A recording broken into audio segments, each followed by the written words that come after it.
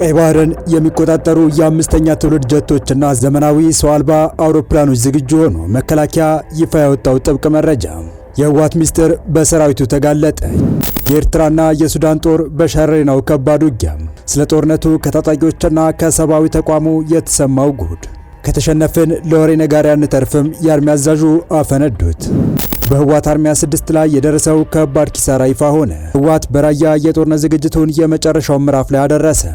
ኤርትራና ኢትዮጵያ በቀይ ባህር ጉዳይ ተፋጠውና ከባድ የጦርነት ዝግጅት እያደረጉ እንደሚገኝ የተገለጸ በሚገኝበት በአሁኑ ወቅት ከመከላከያ ወደ አስመራ ከባድ መልእክት ተልኳል። ወደ ቀይ ባህር ተጠቃሚነቷ ለመመለስ ዝግጅቷን እያጠናቀቀች የምትገኝ ኢትዮጵያ ቀይ ባህርን የሚቆጣጠሩ ዘመናዊ ጀቶችና ሰው አልባ ድሮኖች ማዘጋጀቷ ተገልጿል። እንመለስበታለን። በሌላ መረጃችን ደግሞ በሸረሪና በከፈተው ጥቃት ከባድ ምት ያረፈበት ህወሓት በተማረኩ ሰራዊቱ አማካኝነት ሚስጥሩ ለዓለም ተሰራጭቷል። ስለ ጦርነቱ ሲወራ ከነበረው በላይም ከታጣቂዎች አንደበትና ከሰብአዊ ተቋማት ከባድ ጉድ ተሰምቷል። በዚህ በኩል ደግሞ በትላንቱ የድሮን ጥቃት የተደናገጠው ህወሓት በራያ የጦርነት ዝግጅቱን የመጨረሻ ምዕራፍ ላይ ማድረሱ ሲሰማ፣ የአርሚያ 2 አዛዡ ደግሞ በዚህ ጦርነት ከተሸነፍን ለወሬ ነጋሪ አንተርፍም ስለማለታቸው አክለን በዝርዝር ይዘን ቀርበናል። ሰላም ውድ የሉ ዴይሊ ቤተሰቦች እንደምናላችሁ፣ ቻናሉን ሰብስክራይብ፣ ላይክ፣ ሼር እያደረጋችሁ እስከ መረጃዎቻችን ፍጻሜ አብራችሁን ቆዩ። ኢትዮጵያ ወደ ቀይ ባህር የምታደርገው ጉዞ በርካታ እንቅፋቶች ቢኖርበትም ጥያቄው በጠቅላይ ሚኒስትር አብይ አህመድ ይፋ ከተደረገ በኋላ ግን በርካታ ስኬቶች መታየታቸው እየተነገረ ይገኛል። ኢትዮጵያ የባህር በር ያስፈልገኛል፣ የባህር በር የህልውና ጉዳይ ነው ካለች ጀምሮ ኤርትራ ልወረር ነው በሚል የድረሱልኝ ጩኸት ስታሰማ የቆየች ቢሆንም አሁንም የኤርትራን ፍርሃት የሚጨምር የኢሳያስን ጉልበት የሚያረድ ጥብቅ መረጃ መከላከያ ይፋ አድርጓል። በኢትዮጵያና በቀይ ባህር መካከል ያለው ቁርኝት ፈጽሞ ሊበጠስ የማይችል ዘላለማዊ እውነት መሆኑ እየተገለጸ በሚገኝበት ወቅት ቀይ ባህርን የሚቆጣጠሩ የአምስተኛ ትውልድ ጀቶችና ዘመናዊ ሰው አልባ አውሮፕላኖች ዝግጁ መሆናቸውን ነው መከላከያ ይፋ ያደረገው። ይህ መልእክት በቀጥታ ለአስመራው መንግስት እየተላከ እንደሆነ እየተገለጸ ሲሆን አየር ኃይል በርካታ ቁጥር ያላቸው ጀቶችንና ሰው አልባ ድሮኖችን በእጅጉ እንደታጠቀና ይህም ለሀገር ውስጥ ተልዕኮ ሳይሆን ለብሔራዊ ጥቅሞች ለሚጀመሩ ግዳጆች በማለም እንደሆነ ነው እየተገለጸ የሚገኘው። የኢትዮጵያ መከላከያ ሰራዊት አሁን ላይ በሰው ኃይል ብዛት ላይ ብቻ ሳይሆን በጥራት በዘመናዊ ወታደራዊ ሳይንስና በላቀ ቴክኖሎጂ ላይ የተመሰረተ አስተማማኝ አቅም ገንብቻለሁ ሲል ገልጿል። የኢትዮጵያ አየር ኃይል በሚቀጥሉት ዓመታት አቅሙን ይበልጥ ለማሳደግ ግልጽ እቅድ ይዞ እየሰራ ሲሆን ከአራተኛ ትውልድ የውጊያ አውሮፕላኖች ወደ አምስተኛ ትውልድ የማሸጋገር ሂደት ላይ እንደሚገኝም አሳውቋል። በዚህም የሱ-30ና የጄቴን የጦር አውሮፕላኖች አቅም የላቀ ሰው አልባ አውሮፕላኖችና የኤሌክትሮኒክስ ውጊያ መሳሪያዎች ተቀናጅተው ጥቅም ላይ እየዋሉ መሆኑን የተነገረው የኢትዮጵያ ወታደራዊ ስትራቴጂክ ከየብስ ውጊያ ባለፈ የባህር ኃይል አቅምንና የውሃ ሀብቶችን ደህንነት የመጠበቅ ብቃትን በማካተት ሀገራችን በቀጠናው ባሏት ወንዞችና ግድቦች ላይ ያላት ብሔራዊ ጥቅም የሚያስከብር አቅም ፈጥሯል የተባለ ሲሆን ይህ የሰራዊቱ ብቁ ዝግጅት ብሔራዊ ጥቅሟን ለሚፈታተኑ ታሪካዊ ጠላቶች ጠንካራ መልእክት የሚያስተላልፍና ሀገራችን ክብሯን በየዋህነት አሳልፋ እንደማትሰጥ የሚያረጋግጥ እንደሆነም ተመላክቷል። በቀጠናው የሚገኙ ታሪካዊ ጠላቶች የህዳሴ ግድብ ግንባታን ለማስተጓጎል ያደረጓቸውን ሊነገሩ የማይችሉ የጥፋት ሙከራዎች በማክሸፍ ረገድ የመከላከያና የደህንነት ተቋማት የማይተካ ሚና ተጫውተዋልም ተብሏል። ኢትዮጵያ እያስመዘገበችው ያለውን የኢኮኖሚ እድገት ማሳካት የምትችለው ይህ ጠንካራ የመከላከያ ተቋም ሲኖር ብቻ መሆኑ በግልጽ እየታየ ሲሆን በሀገራዊ ለውጡ መሰረት የመከላከያ ሰራዊቱ ከማንኛውም የፖለቲካ ወገንታዊነት ነጻ ሆኖ የሀገራችንን ሉዓላዊነት፣ የህዝቦችን ደህንነትና ብሔራዊ ጥቅሟን ብቻ የሚጠብቅ ህዝባዊ ተቋም ሆኖ እየተገነባ እንደሚገኝም ከፍተኛ የሰራዊቱ አመራሮች በተደጋጋሚ ሲገልጹ እንደነበር አይዘነጋም። ሰራዊቱ ከወታደራዊ ግዳጅ ጎን ለጎን በግብርና በመሰረተ ልማትና በተለያዩ ሀገራዊ የልማት ስራዎች ላይ በቀጥታ በመሳተፍ የሀገርን ኢኮኖሚያዊ እድገት በማፋጠን ላይ እንደሚገኝ የተገለጸ ሲሆን ይህ ሁለንተናዊ ዝግጅት ቴክኖሎጂያዊ ሽግግርና ተቋማዊ የሪፎርም ስራ የኢትዮጵያን ዘላቂ ህልውና የሚያረጋግጥና ጦርነትን በማስቀረት ሰላምን የሚያጸናጽኑ ብሔራዊ ምሰሶ መሆኑን መላው ህዝባችን በጽኑ ሊገነዘበውና በሰራዊቱ ላይ ያለውን የማይናወጥ እምነት ሊያጎለብት ይገባል ሲል መከላከያ በዛሬው ዕለት ይፋ አድርጓል። በቀጣይ መረጃ ሐምሌ 25 ለ23 ሰዓታት እንደቆየ በተነገረለት የህወሓት ኃይሎች ከሱዳን በመነሳት በመከላከያ ላይ በሸረሪና ስለከፈቱት ውጊያ በመከላከያ የተማረኩ የህወሓት ታጣቂዎች አስገራሚ ምስክርነትን ሰጥተዋል። በሸረሪና ግንባር የተካሄደው ውጊያ በሺዎች የሚቆጠሩ የህወሓት ታጣቂዎች ያለምንም ተጋድሎ እጃቸውን በመስጠታቸው ለውጊያ ሳይሆን ለመማረክ ብቻ ነው ወይ የመጡት የሚያስብል ክስተት ሆኗል።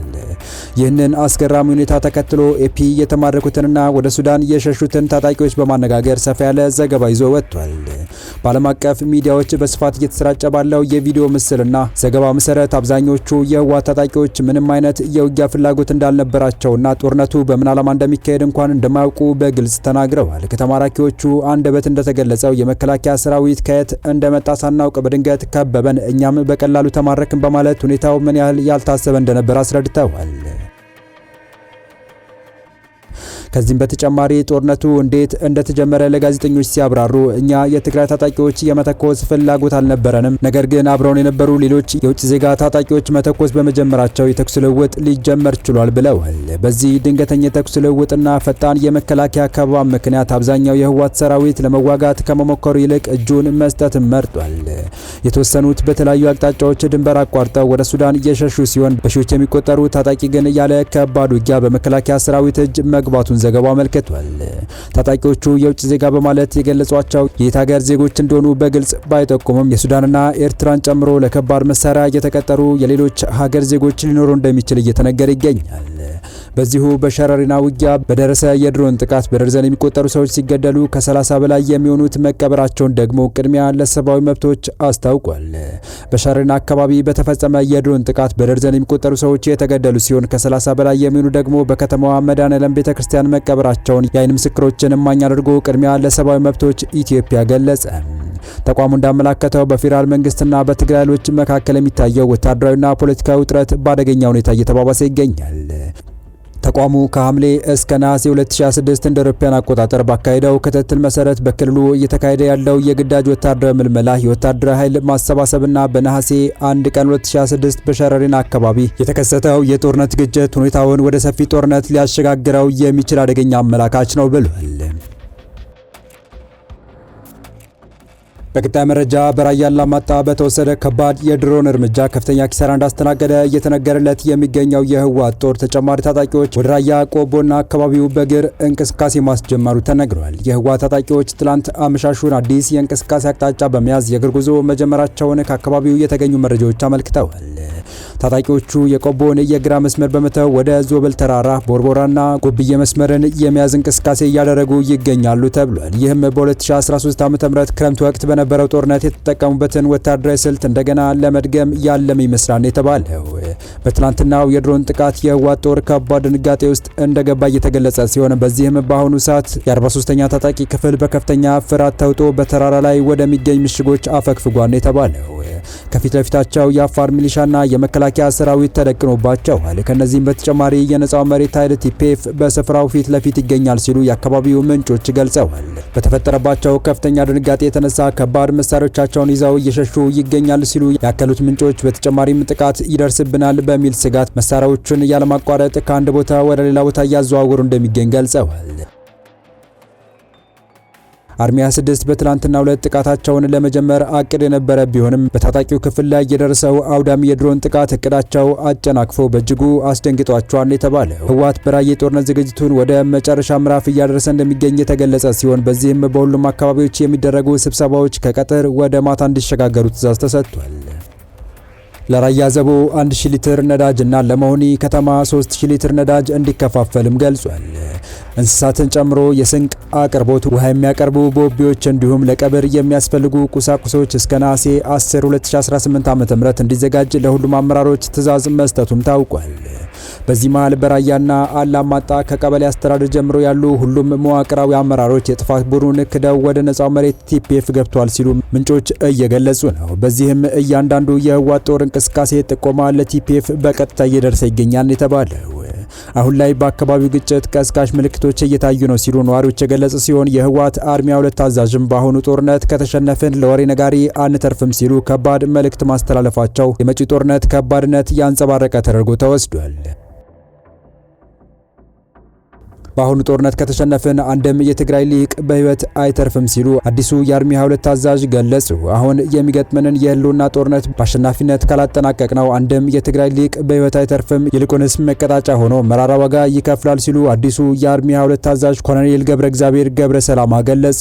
ቀደም ሲል የአርሚ 22 አዛዥ የነበሩትና አሁን የክልሉ ፖሊስ ኮሚሽን ምክትል ኮሚሽነር ጀነራል ሆነው የተመደቡትን አወዛጋቢው ኮሎኔል ገብረ ስላሴ በላይን ተክተው አርሚ 22ን እንዲያዙ የተመደቡት ኮሎኔል ገብረ እግዚአብሔር ገብረ ሰላማ ይህንን ያሉት ሰሞኑን ሲካሄድ የሰነበተው ህዝባዊ ኮንፈረንስ በመቀለ ከተማ የማገባዳጃ ፕሮግራሙን ሲያሳልጥ ባደረጉት ንግግር ነው። ሌሎች የትግራይ ፖለቲኮ ሚሊታሪ አመራሮች ሰሞኑን እንደሚያደርጉት ሁሉ ኮሎኔል ገብረ እግዚአብሔርም ከህወሓት የተለየ የፖለቲካ አስተላለፍን መርጠው በአዲስ አበባ የሚገኙ የቀድሞ ጓዶቻቸውን በነገር ጎሸም ሲያደርጉ የተደመጡ ሲሆን በዚሁ ንግግራቸው የኛዎቹ ባንዳዎች ዲያቆን ዳንኤል ክብረትን በብዙ ጥፍ በልጠውታል ሲሉ ተሳልቀዋል። ኮሎኔል ገብረ እግዚአብሔር ይህንን ይበሉ እንጂ ቁጥሩ ቀላል የማይባል በአገር ውስጥና በውጭ የሚገኝ የትግራይ ልሂቅ ከጦርነት ይልቅ የሰላም አማራጭ እንደሚሻል የገለጸ ሲሆን በሺህ የሚቆጠሩ የትግራይ ወጣቶችም በክልሉ ተግባራዊ እየተደረገ ያለውን አስገዳጅ አፈሳ በመቃወም በየቀኑ ወደ መሀል ሀገርና ወደ ስደት በማምራት ላይ እንደሚገኙ በገለልተኛ ተቋማት ጭምር የሚወጡ ሪፖርቶች አጋልጠዋል። የተወደዳችሁ የቻናላችን ቤተሰቦች ለአሁኑ ለእናንተ ይመጥናሉ ብታረምጧቸው ታተርፉባቸዋላችሁ ብለን የመረጥንላችሁ ዕለታዊ መረጃዎቻችን እስካሁን ያደመጣችኋቸው ነበሩ። በተመሳሳይ ሀገራዊና ቀጠናዊ ጉዳዮች እንዲሁም ዓለም አቀፋዊ የጂኦፖለቲካ ወታደራዊና አነጋገር ክስተቶችን ለበለት ተከታትለን በትኩስ ይዘን እንደምንቀርብ እያሳወቅን የቻናሉ ሰብ ካልናችሁ ሰብስክራይብ፣ ቪዲዮ ላይክ እና ሼር በማድረግ ተደራሽነታችን ታሰፉ ዘንድ አክብሮታዊ ግብዣችን ነው። አበቃን። ሰናይ ጊዜን ተመኘን።